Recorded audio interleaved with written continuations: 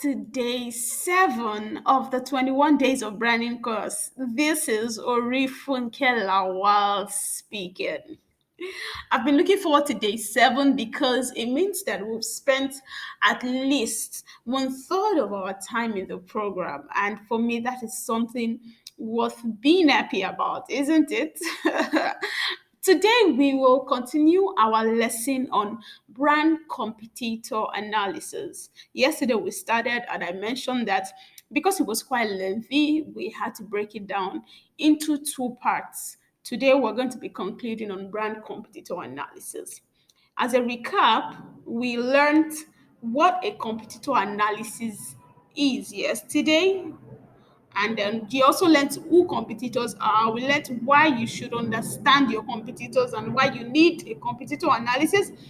We talked about the different types of competitors: direct competitors, indirect competitors, potential competitors, replacement competitors. Right. And today we'll be taking it a step further, and we'll be talking about competitive analysis frameworks that you want to pay attention to, or that you can implement or use to create your own competitive analysis for your brand. Once again, having a competitive or a competition analysis, doing a competitor analysis rather, it's so important for you so that you get to understand what you need to be doing better, what is already expected of your audience in that field. That's why this is important. There are different competitor analysis frameworks, different ones, but I am going to be using or teaching you this using this framework because apart from the fact that it is the most popular, it is also what is best for your level as a brand builder who's just starting out. The other frameworks are quite complex and frankly, they're not what you need for this level. So, the major competitor analysis framework we're going to be learning about is the SWOT analysis. The SWOT analysis. I'm sure this is not the first time you're learning about SWOT analysis. It's something I use like every time for branding, for marketing, for communications. Even when you're trying to create a personal development plan for yourself, I advise doing a SWOT analysis. A SWOT analysis allows you to know what you are, where you are, so that you can map out actionable plans to move on to where you need to be. A SWOT analysis is used by everybody. Okay, maybe not everybody, but it's used by the big brands. And it allows you to know the strengths, the weaknesses, the opportunities, and the threats that exist in a particular industry.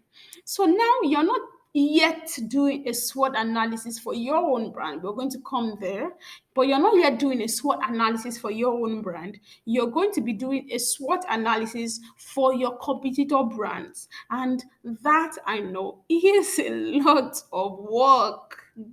It is a lot of work. You might feel like, oh, these brands are really good. They do not have any weaknesses. They do not have any threats. But the truth is, when you consider or when you pay attention, when you study deeper, when you do your research, every brand has weaknesses.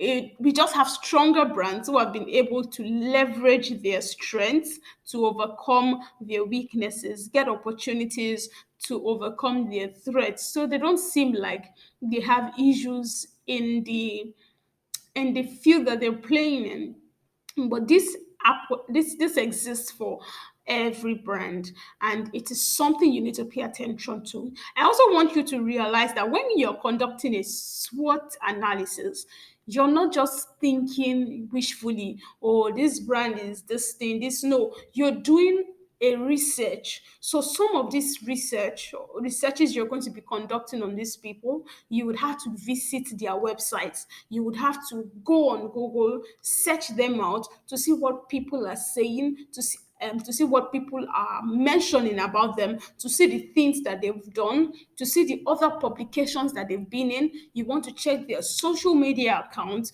to see what their pages are like, to see what the comments are like, what are people saying about them. So it's not something you get wishfully, and that's why a competitor analysis is data driven. So it's data driven on something that can be measured, something that can be seen, something that already exists, not something that you wish can be or you wish would exist or you just basically think without basis should exist. So it is a data driven process where you have to do your research. What exactly can I get about these people online? So you want to, if somebody is getting into the fintech space in Nigeria, for instance, they want to ask, they want to conduct a SWOT analysis on their competitors. Their competitors are who? Cowrywise and Piggyvest, major competitors. They want to conduct a SWOT analysis so that they can find out what the strengths of these individual brands are, what their weaknesses are, what their opportunities are, and what their threats are individually. And then you might also want to conduct it collectively. What are the industry strengths of this industry, this field? What are the weaknesses? What are the opportunities? And what are the threats that exist? Is that clear? So you need this for every brand that you're going to, you consider your competitor, especially your direct competitors, so that you're able to create a competitor analysis. So let's look at the strengths. Strengths are the positive parts of the brand that stand out. You're looking at strengths of a brand and you're looking at the positive aspects of the brand that stand out. What exactly is working for them? What would their target customers consider important? Why do people patronize them? Why do people follow them? What are the things that make them special? If there are people that you follow, you also want to ask, okay, why do I follow them? Why do I use them? Why do I pay attention to them? Why do I like them? Why do I love them? Right? So strengths are in the things that they can do well, the positive parts of them that stand out. What are their strengths? Their strength is it that they have a board that has people, or they have a board of directors that has people who have a large number of years of experience, or people who have traveled around the world or have education from universities around the world. That is a strength. Is it that they have a large number of database for people that they can always reach out to? That is a strength. So everything that comes together to help this brand achieve their goals is a strength. Something they do well is a strength. What marketing campaigns have do they run that have worked for them, right? So it are they doing pre-orders? Are they doing referral marketing? Are they doing affiliate marketing? What marketing campaigns are they? I'm coming back in next. Come back to that next slide. What marketing campaigns have they launched, or do they regularly launch that work? That you can find online, so that you know, are they doing TV ads and all of that? What marketing campaigns work for them? What are their special propositions? What are they delivering to the audience or to their target market that stand them out? All right, they stand them out. Who are they serving? Who are their audience? And all of that. So strengths are not just limited to this, they are everywhere, right? They are everywhere. They are everywhere. They are in the most basic of things. They are in the biggest of things. That's what the strength is. So what exactly are the strengths of your competitors? What are their weaknesses? So things that should normally be fixed. Sometimes you can see the weaknesses. You can see, oh, one of their weaknesses is that they don't reply customers. They don't reply comments or reply customers' complaints in the comments, right? So you have a lot of people who are complaining about about not about having a poor service from them, but they're not responding, and then people keep complaining. That could be a weakness. Another weakness could be that they have poor customer service. People always complain on Twitter, but they've not been able to fix it, no matter how much people complain. That is also a weakness. Another weakness could be that they do not have manpower. They do not have the right kind of people to help them build the right kind of things. It's a weakness. Another weakness could be that they're always hiring because they can't simply find the right company fit for their product or for their brand. That could be a weakness. So there are different weaknesses that you need to pay attention to.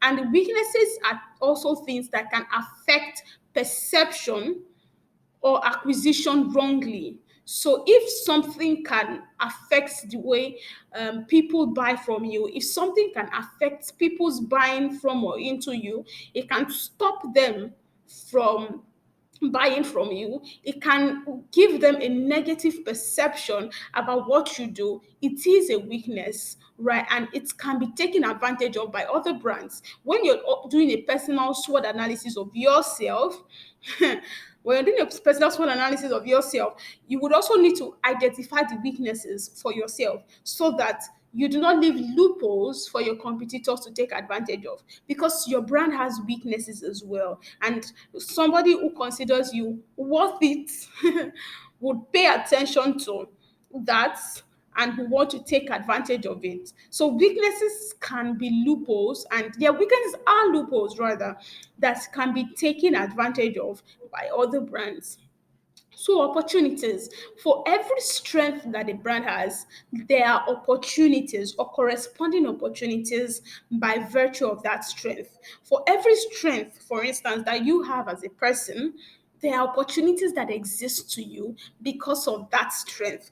So strengths give you capacity to identify and leverage opportunities that are available to you. Whether you're looking at your corporate brand, your personal brand, or even in your individual life, think about the strengths that you have. And for every strength you have, there are opportunities that exist. As a person, there are strengths that I have, there are skills that I have, and there are opportunities that exist because of the skills that I have, because of the strengths that exist for me. I have strengths. Let's say I like people, people like me.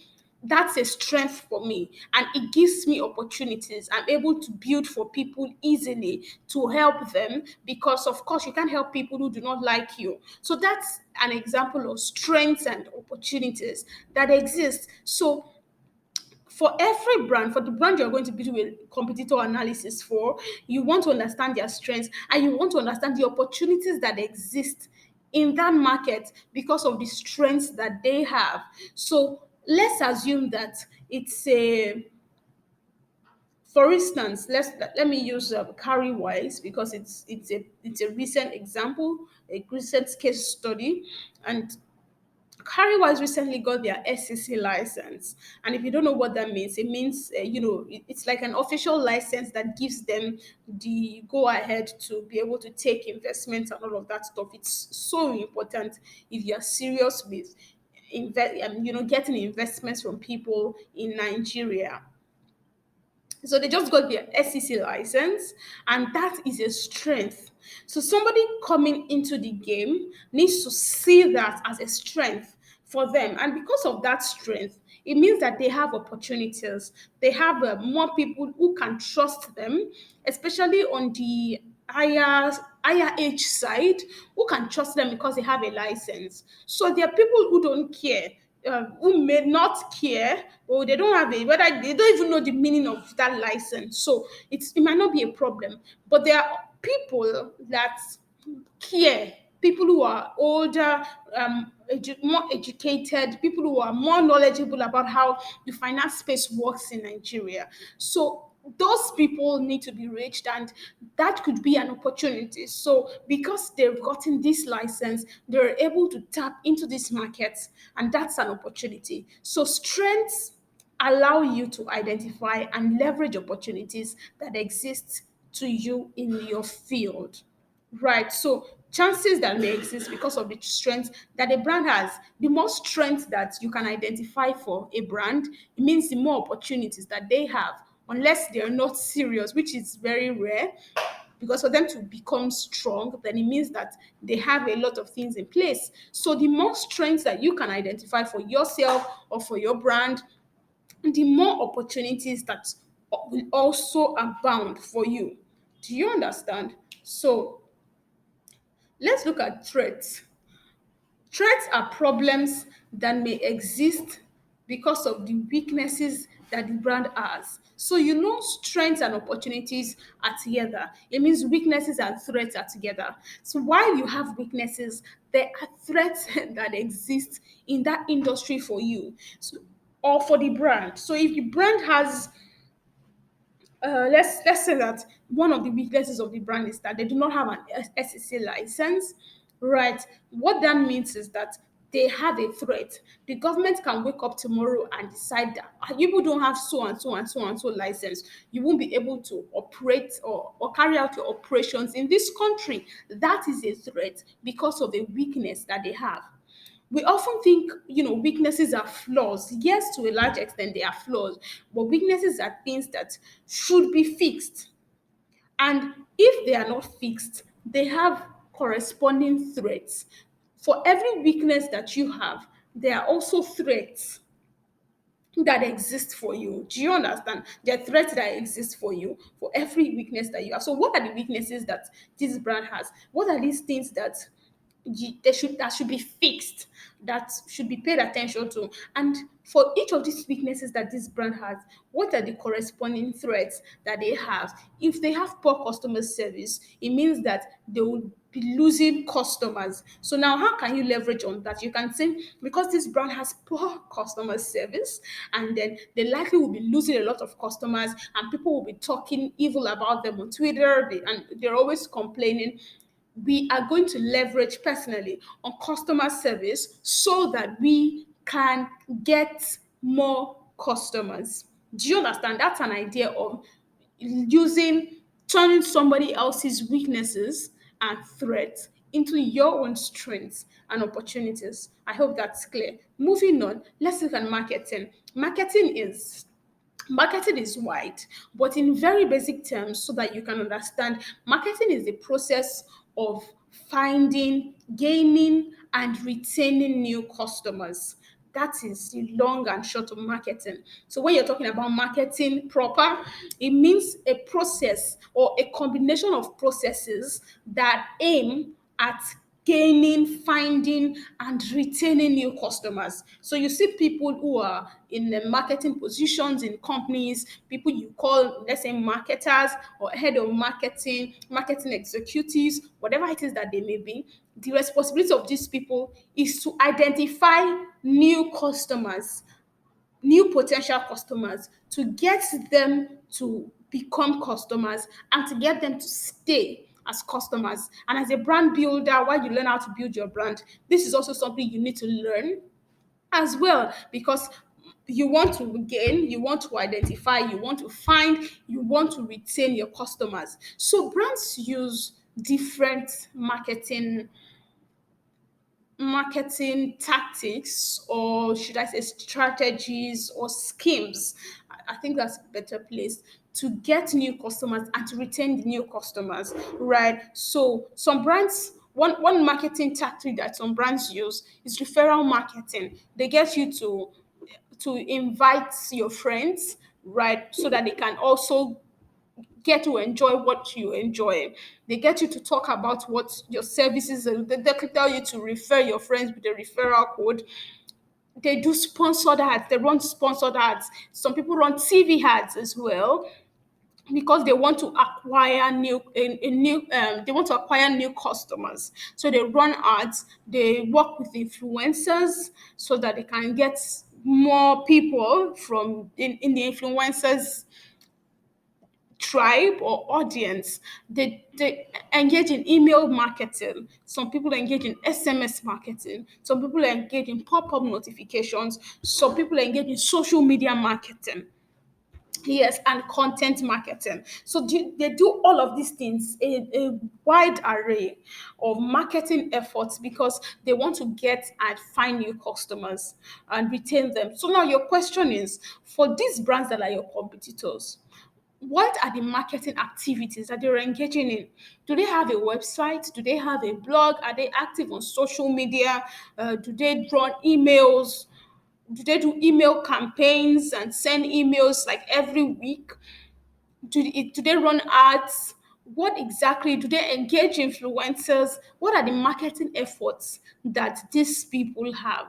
And here's why this is important. There's a way these people make their money, and if you're coming into that field, you need to know what they're already doing, so you know what you work on, or what you can do better, or you will even get to know what is not succeeding for them. That's why marketing is important.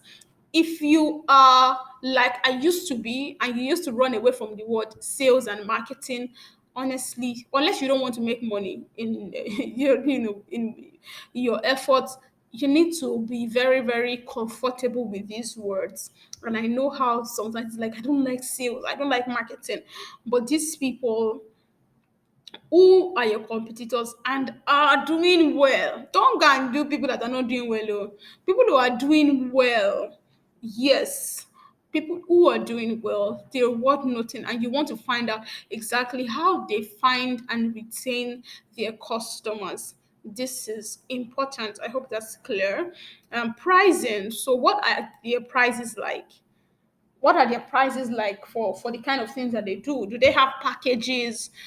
Do they have, how exactly do they price so that they can deliver to their audience? Because sometimes the problem might be that you are pricing too low or too high because you don't know what is attainable in the industry. So imagine a case where I want to deliver I want to deliver something from Lagos Island to, or let me say Lagos mainland to Lagos mainland, somewhere else in Lagos mainland. And then I call a dispatch service and tell them, hey, I want to deliver something from Lagos mainland to Lagos mainland. And they tell me delivery is 3,000 naira. I am not going to patronize them because I know that the range for deliveries on Lagos mainland is between 1,000 and 1,500 naira. I will not patronize you. I'm not even sorry.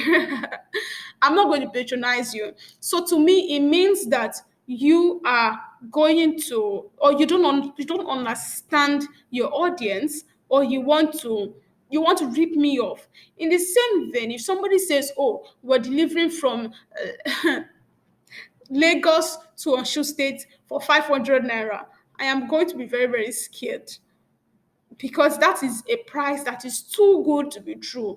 I'm going to be asking myself, will you pay like will you deliver my stuff? Should I be scared? Should I be bothered? I'm going to be thinking about all of that.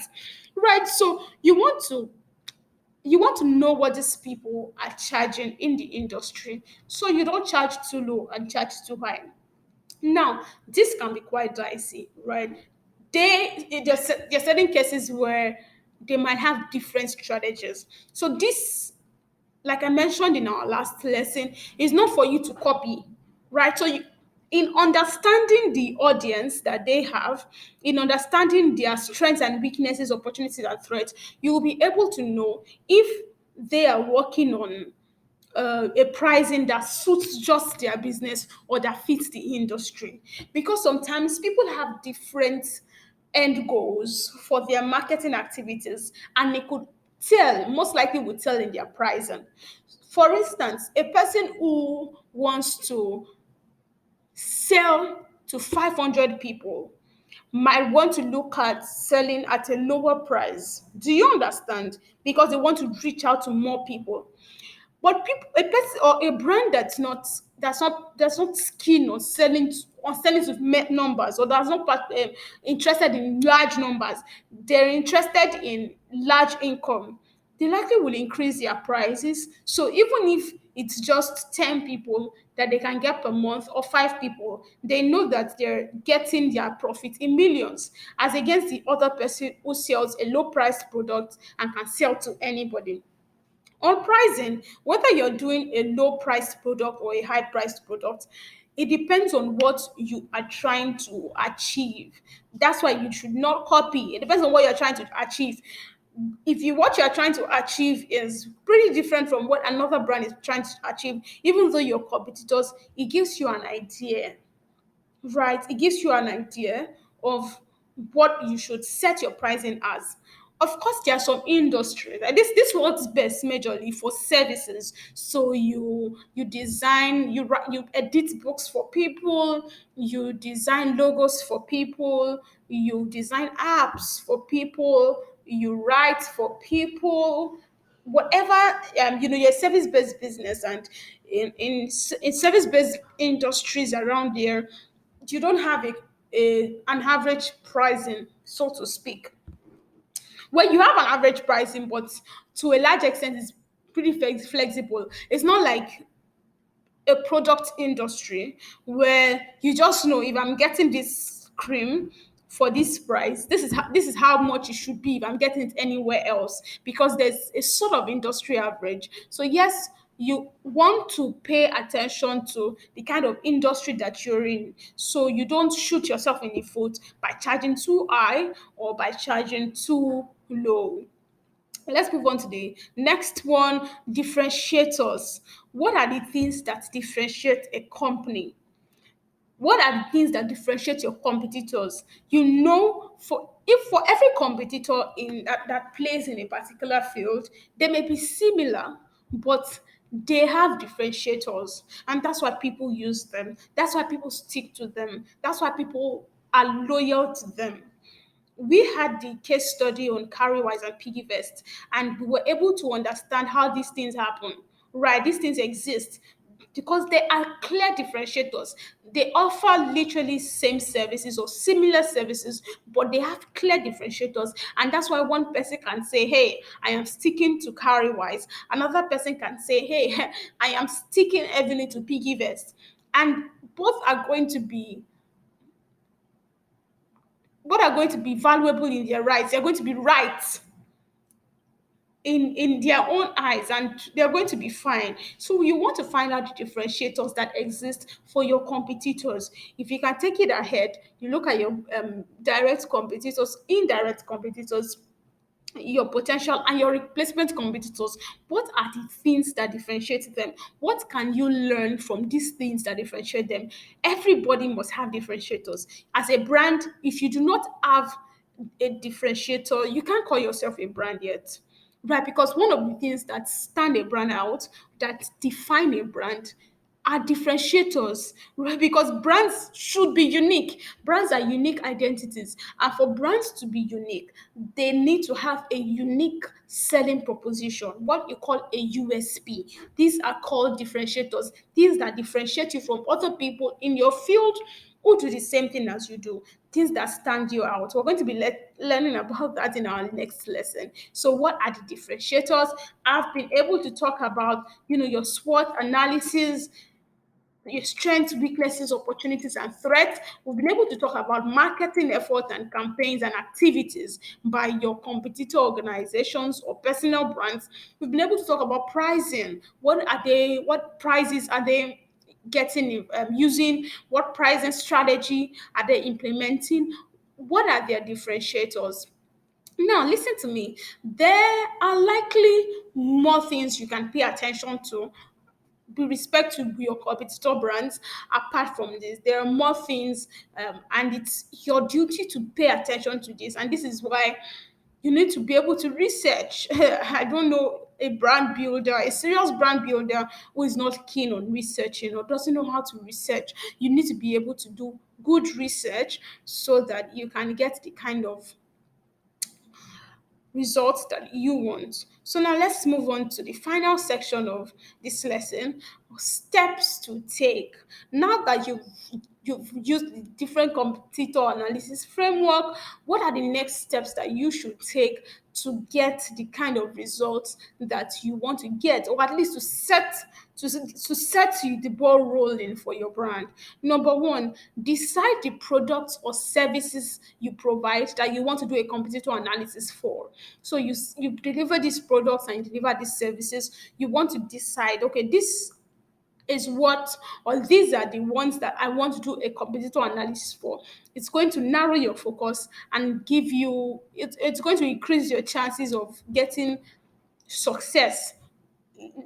Let me just put it that way. So number two, identify your direct, indirect, potential and replacement competitors for them. So I offer designing services and I help people to design their ebooks. It's a service that I offer. Now, I want to identify my direct competitors. Who are the other people who are, or who also design ebooks for people, or who offer designing service? Let's say they design ebooks for people, right? Who are my indirect competitors? The people who don't design ebooks for people, but who serve the people who want to design ebooks. Perhaps they say editors, you know, people who are indirect competitors. Who are my potential competitors? People who do what I do but are not in my area. Maybe they live in Ghana or live in Kenya or live in the United States, and then they can just decide that they want to come and live beside my house tomorrow or live beside my area. You know, who are replacement competitors? If they don't use me, who can they use? And these people don't even sell exactly what I sell, but who exactly can they use? Identify these people. Now, analyze using data driven research each of your significant competitors. What are their strengths? And please know that I said significant.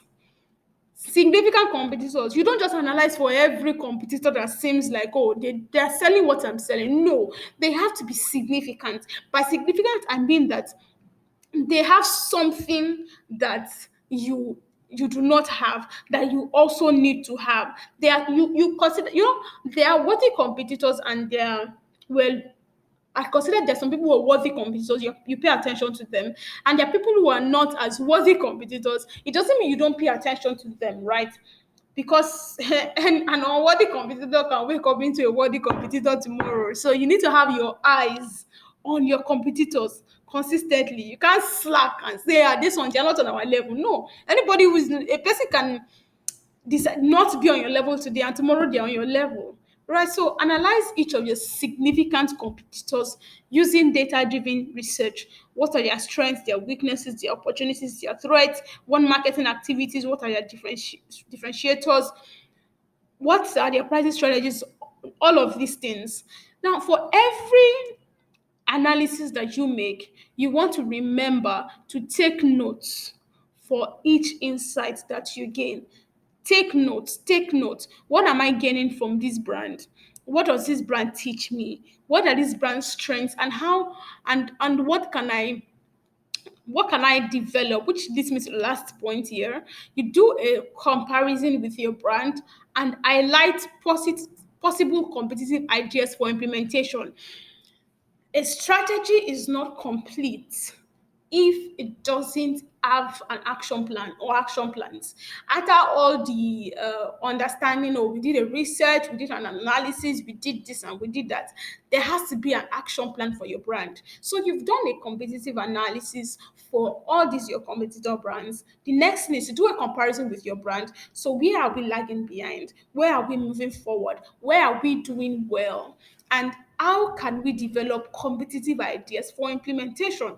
If this brand is doing this, how can we refine? Remember the instance that I gave you yesterday about Coca-Cola and Pepsi, and how Pepsi had to develop possible competitive ideas for implementation for themselves so that they could compete with Coca-Cola in the same area and for the same market share. So here is where we're going to end today's lesson on brand competitor analysis. I hope this is as clear. You know that you can always ask further questions if you have them. We're also going to be sharing you resources to help with your learning. So thank you very much and see you in our next lesson.